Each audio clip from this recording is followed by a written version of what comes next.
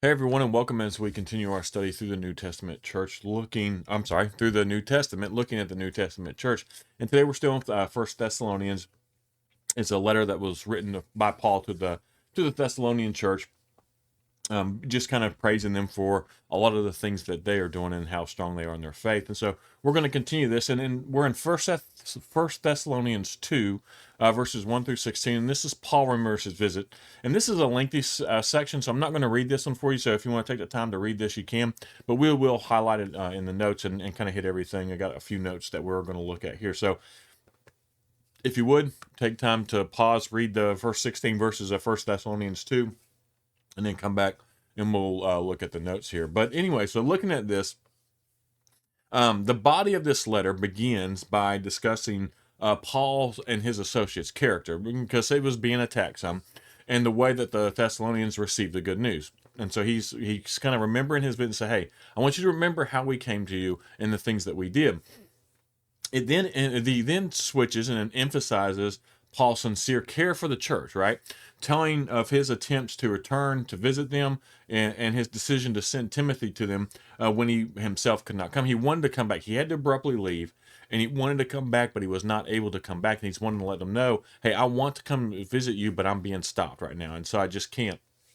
And so finally, in the end of this, it tells, or this section, it tells the Paul's joy over Timothy's good report and his prayers to get back to the church himself. And so he's like, hey, I want to get back there. If I want you to understand our character, I care for the church.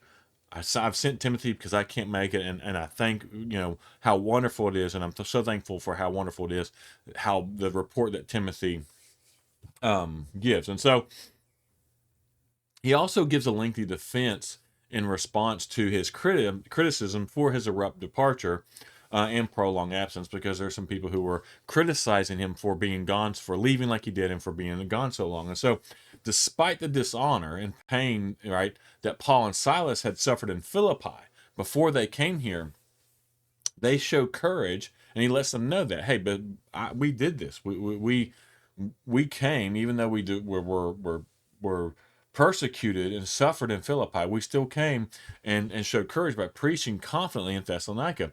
And so, in the ancient world, though he talks about his a public office or public, like in a public official, and in the ancient world, those entrusted to the public office had to be tested and approved. And the Thessalonians and God served as the two witnesses to the purity of Paul because he's having to defend his motives here. And the other thing that would happen too, and he was accused of, was flattery, because flattery was a common means of getting financial gain from others.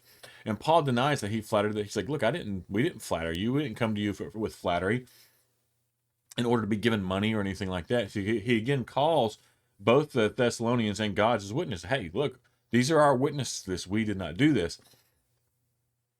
And even to that point, Paul and his associates engaged in manual labor to support themselves. We know that Paul was a tent maker slash leather worker, and they did that to support themselves while in the city, and as also not only support themselves, but it was to do it as an example to the Thessalonians, and to avoid becoming an economic burden to them. They didn't want to come in, be like, hey, we need to start this church, we need to start this movement. Oh, we need you to give us money.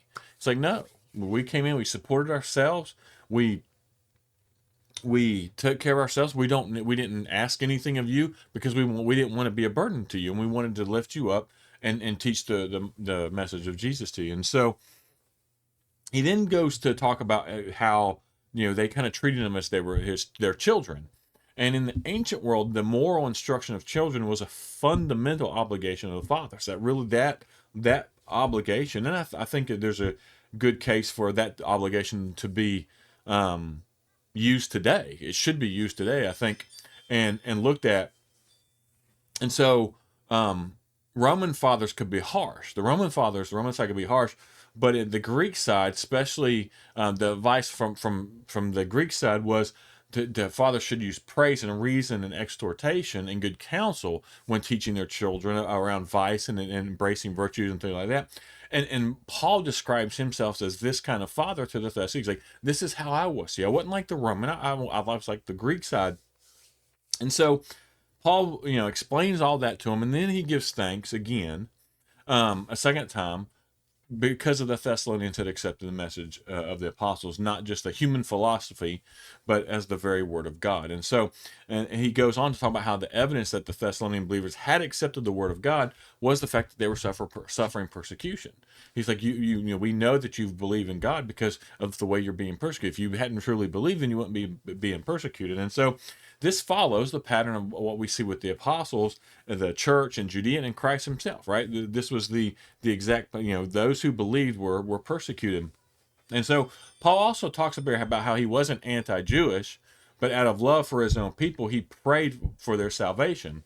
But he was aware of the role of some of the Jews, that had, in that they had in the deaths of the God's messengers, including Jesus. So we know that. So he's not, I'm not anti-Jewish, but I am going to tell the truth about who they are and the things that they're doing. And so now they had persecuted the messengers, and that they were persecuting the messengers in Thessalonica. And so the missions to the Gentiles was one of the most important issues in the early church. And he addresses that a little bit. And so judgment comes when sin piles up to the complete measure. And we see this. And so Paul just, he continues to praise the church. He defends himself because he was being attacked. And he continues to push and show who they are, and how gracious he is for how much faith they're showing, and encouraging them to continue on, and give them the guidance in there. And so we'll continue on tomorrow, looking at Timothy's good report about the church, the report that they gave to Paul, and where he goes into that, and what all they've been doing, the church has been doing there. So as always, I appreciate everyone who takes the time to watch these. I hope they're helpful. Like always, if you haven't if you haven't subscribed to our channel, please go ahead and do that, because that helps us, helps you get alerts, helps you get those type of things. And if you haven't shared this, share it with people, because that's the only way we're going to be able to grow this and reach more people. But as always, more than anything, I really appreciate those who take the time to watch.